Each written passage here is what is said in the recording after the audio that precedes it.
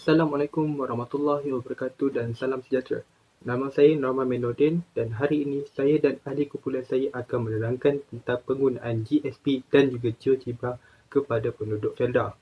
Dalam pembincangan kami hari ini, kami akan menerangkan faedah penggunaan GSP ataupun GeoGebra kepada penduduk Felda dan juga cara menggunakan aplikasi yang kami pilih iaitu GeoGebra berdasarkan contoh yang kami dapati di dalam internet.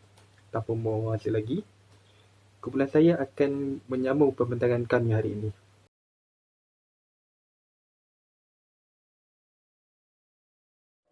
Assalamualaikum dan salam sejahtera. Nama saya Nur Sabina binti Suhaimi. Sekarang ni saya akan meneruskan pembincangan dengan menerangkan mengenai faedah-faedah GSP dan GeoGebra kepada penduduk Felda sama ada penternak, petani ataupun peladang.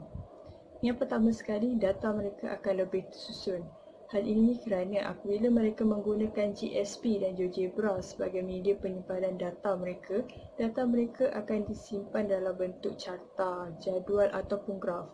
Apabila data mereka disimpan dalam bentuk sedemikian, mereka dapat melihat sendiri bagaimana data mereka berubah ataupun mereka dapat melihat sendiri data-data mereka dalam bentuk yang lebih jelas dan mudah untuk difahami. Selain itu, apabila mereka menyimpan data mereka dalam bentuk sedemikian, mereka juga dapat memudahkan pencarian data. Sebagai contoh, apabila mereka menyimpan dalam bentuk carta, mereka dapat melihat bagaimana carta tersebut disusun mengikut tahun ataupun kadar penggunaan baja. Hal ini memudahkan mereka dengan tidak perlu lagi menyemak fail yang tebal untuk mencari maklumat-maklumat yang lama. Yang kedua adalah mudah dalam pengandisian. Seperti yang saya terangkan sebelum ini, data-data mereka akan disimpan dalam bentuk graf, jadual ataupun carta apabila mereka menggunakan GSP dan GeoGebra. Apabila data mereka disimpan dalam bentuk sedemikian, mereka dapat melihat sendiri bagaimana perubahan graf ataupun data-data mereka. Ini akan membuatkan mereka lebih mudah untuk menganalisis ataupun mengkaji semula data mereka. Mereka juga boleh membuat sedikit kajian baru seperti mengurangkan kadar peratusan penggunaan baja pada berapa persen, adakah dia mengefek ataupun memberi kesan kepada hasil penghasilan tumbuhan ataupun peladangan mereka, sama ada dia berubah ataupun tak berubah dengan lebih mudah kerana data-data tersebut diperlihatkan dengan bentuk visual dan lebih mudah untuk difahami. Apabila mereka menggunakan GSP dan GeoGebra, ini akan membuatkan analisa mereka lebih tepat dan jitu dan risiko untuk salah kurang. Ini kerana data-data mereka yang disimpan dalam bentuk graf sebagai contohnya sudah dikira sendiri oleh aplikasi tersebut. Contoh, graf dalam bentuk sedemikian. Mereka hanya ubah sedikit saja nombor dan graf tersebut akan bergerak sendiri mengikut aplikasi tersebut yang telah ditetapkan.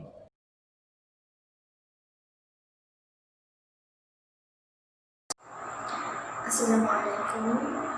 Saya Hamzah Muslim akan meneruskan pembincangan kumpulan kami tentang perbandingan data antara penggunaan baja NPK Mikro dan juga baja yang berjenama X. Kami dapati bahawa harga runcit bagi baja NPK Mikro adalah sebanyak RM180 lebih tinggi berbanding dengan baja berjenama X iaitu sebanyak RM130. Selain itu, kami dapati bahawa berat bagi seunit baja NPK Mikro adalah 10 kg, manakala bagi baja yang berjenama X adalah 50 kg. Tempoh pembajaan bagi kedua-dua baja adalah sama, iaitu 3 bulan sekali, dan akan tetapi dari segi cara penggunaan baja berjenama X, kita dapati penggunaannya adalah lebih tinggi berbanding dengan baja NPK Mikro. Baja NPK Mikro hanya menggunakan 3 sudu sahaja bagi satu pokok. Tetapi Bagi pada baja yang berjenama X, dia menggunakan 1 kilogram bagi satu pokok. Ini menunjukkan bahawa baja NPK Nutrigrow mempunyai kadar penjimatan yang lebih tinggi. Walaupun harganya akan lebih tinggi berbanding dengan baja yang berjenama X, namun penggunaannya lebih jimat sekiranya hendak dibandingkan dengan baja yang berjenama X. Bagi kos pembajaan satu pokok untuk baja NPK Nutrigrow hanyalah sebanyak RM1.20, manakala bagi baja yang berjenama X, kos pembajaan bagi satu pokok adalah RM2.60. Dapat dilihat bahawa dari segi kos pembajaan juga, baja NPK Nutrigrow mempunyai kadar penjimatan yang lebih tinggi berbanding dengan baja yang berjenama X. Sebenarnya anda mempunyai 10 ekar dalam 1 tahun pembajaan bagi baja NPK Nutrigrow, dapat dikira bahawa hanya mengambil dalam RM2,400 berbanding dengan baja yang berjenama X, iaitu RM5,200. Sekiranya anda menggunakan baja NPK Nutrigrow, kita akan mendapat lebih keuntungan sebanyak RM2,800 setahun. Berdasarkan data yang diperolehi, dapat dikenal pasti bahawa penggunaan baja NPK Nutrigrow adalah lebih jimat berbanding dengan penggunaan baja yang berjenama X. Sekian, terima kasih. Baiklah, Assalamualaikum. Saya akan mengajar bagaimana membuat graf bagi kos penggunaan. Pertama, baja. Kedua, racun serangga. Dan yang ketiga ialah biji kelapa sawit. Saya akan gunakan 3 contoh. Okey, bagi yang pertama ialah baja. Baja ialah kita guna data baja NPK Nutrigrow dengan baja berjenama XXX. Okey, melalui data ni saya akan membuat graf menggunakan data kos pembajaan satu pokok untuk 4 kali setahun. Okey, kita lihat untuk satu pokok kos ialah RM1.20 dan untuk baja berjenama XXX kos satu pokok ialah RM2.60. Okey, kita akan menggunakan GeoGebra Classic. Pertama, kita pergi ke 3 line ini. Lepas tu pergi ke view dan akan pergi ke spreadsheet. Okey, lepas tu dia akan keluar macam ni. Ini saya sudah sediakan point. Untuk sel yang pertama kita isi bulan. Ini untuk paksi X. Dan yang untuk kedua ialah harga baja NPK per bulan. Dan untuk sel D, ya harga baja jenama XXX per bulan. Okey, bulan 4 kali setahun.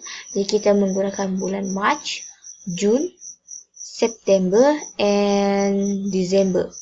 Okey, bulan 3, 6, 9 dan 12. Okey. Harga bagi baja NPK pertama ialah RM1.20, RM2.40, RM3.60 dan RM4.80. Okey, bagi kita plot untuk keluarkan poin di sini, kita type di sini A2, B2 sebab ini nama untuk sel ini ialah A2 dan ini ialah B2 dan seterusnya A3, B3, A4, B4, A5, B5. Dia akan keluar poin seperti ini. Dan sama juga untuk harga baja jenama XXX per bulan. Kita type di sini A2, D2, A3, D3, A4, D4, A5, D5. Dia akan keluar automatic keluar poin di sini. Dan kita akan gabungkan semua poin. Ini untuk baja NPK dan untuk baja berjenama XXX. Okey, kita dapat lihat di sini ialah straight line dan untuk F ialah baja NPK, harga bagi baja NPK dan untuk G ialah harga bagi baja jenama XXX. Okey, kita dapat lihat di sini untuk kos penggunaan bagi baja NPK lebih rendah kerana graf kita dapat lihat graf di sini tidak tinggi, dan untuk baja jenama XXX graf sini agak tinggi. Kita dapat lihat kos penggunaannya agak mahal.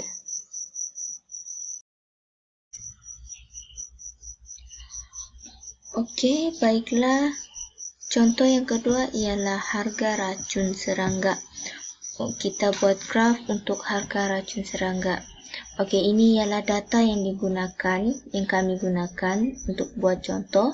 Jadi saya akan mengambil data bagi racun serangga Maledon 57 dengan Maledon. Okey, bungkusan dia ya sama 1 liter dan ini harga. Dan untuk graf sama seperti video tadi, kita buat graf seperti video sebelum dia.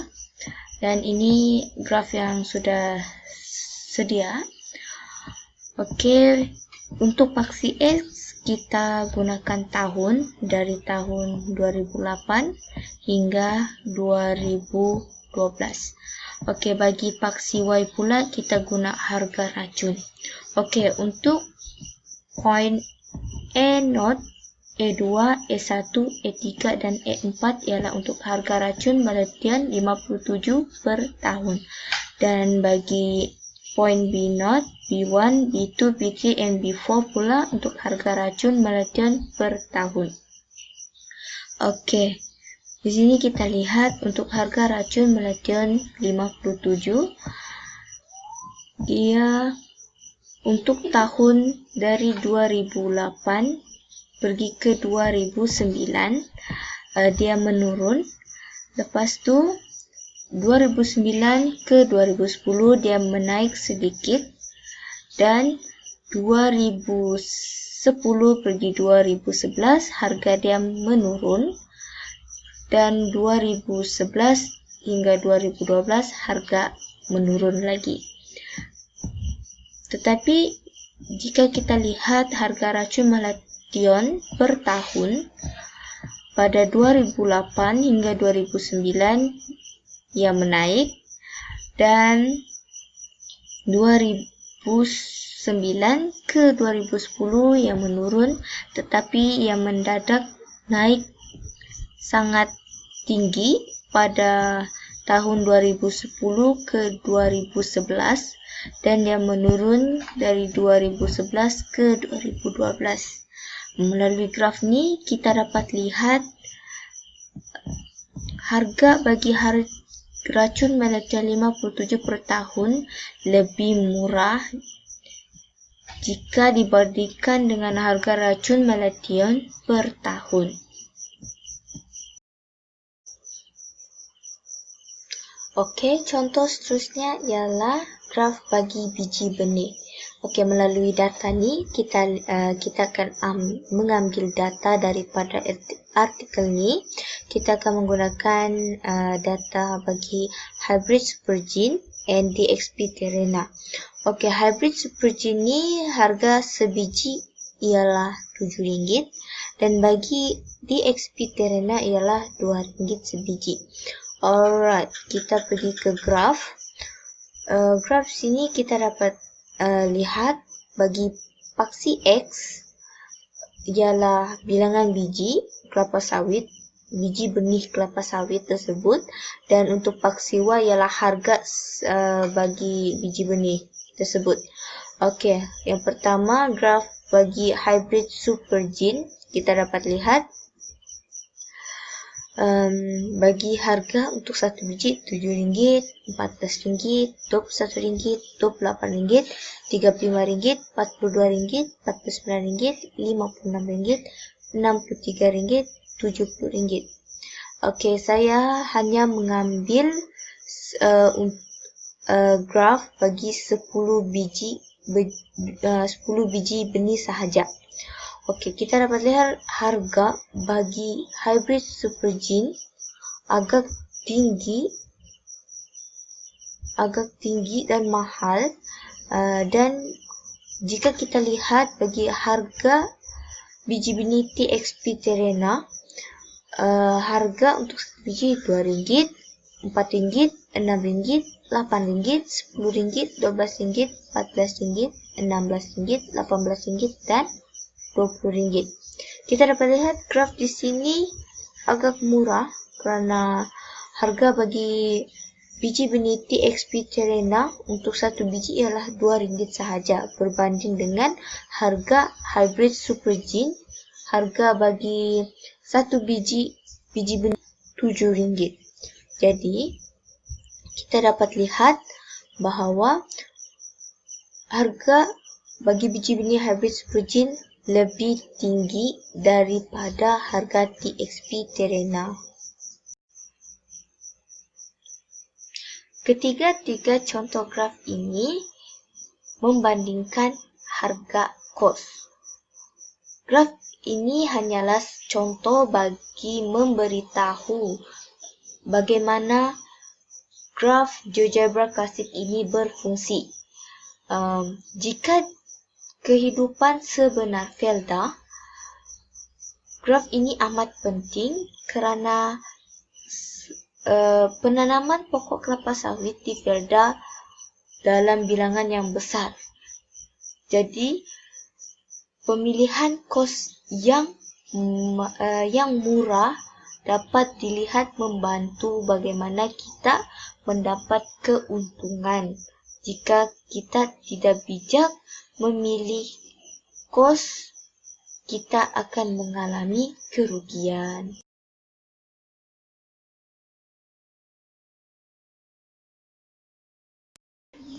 Apa yang saya dapat simpulkan melalui video kumpulan kami ialah aplikasi GeoGebra ini mudah digunakan dan juga boleh membawa banyak manfaat kepada penggunanya. Sebagai contoh seperti yang telah diterangkan oleh rakan saya sebentar tadi, antara manfaat yang dapat diperolehi oleh penggunanya ialah bukan sahaja data mudah disusun, akan tetapi datanya juga mudah untuk dianalisis, yang mana dapat menjimatkan wang, tenaga serta masa pekerja.